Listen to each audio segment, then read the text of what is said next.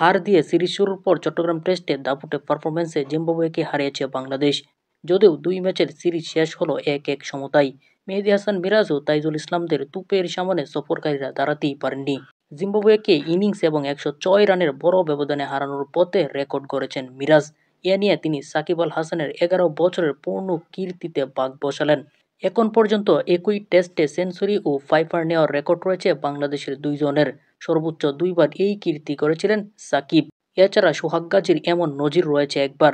সাবেক দুই তারকা ক্রিকেটারের রেকর্ডটির বয়স ১১ বছর হয়েছে। সাকিব ২০১৪ সালে সর্বশেষ জিম্বাবুয়ের বিপক্ষে একই টেস্টে ব্যাট হাতে ১৩৭ রানের পাশাপাশি বল হাতে ২ ইনিংসে ফাইফার নিয়েছিলেন। সেঞ্চুরির পাশাপাশি ২ ইনিংসেই ৫ উইকেট শিকারের রেকর্ডটি টাইগার ক্রিকেটার হিসেবে কেবল সাকিবেরই রয়েছে। সাবেক এই বিশ্বসেরা অলরাউন্ডার আরেকবার টেস্টে ফাইফার ও সেঞ্চুরি করেছিলেন ২০১১ সালে। মিরপুরে অনুষ্ঠিত ম্যাচটিতে প্রতিপক্ষ ছিল পাকিস্তান।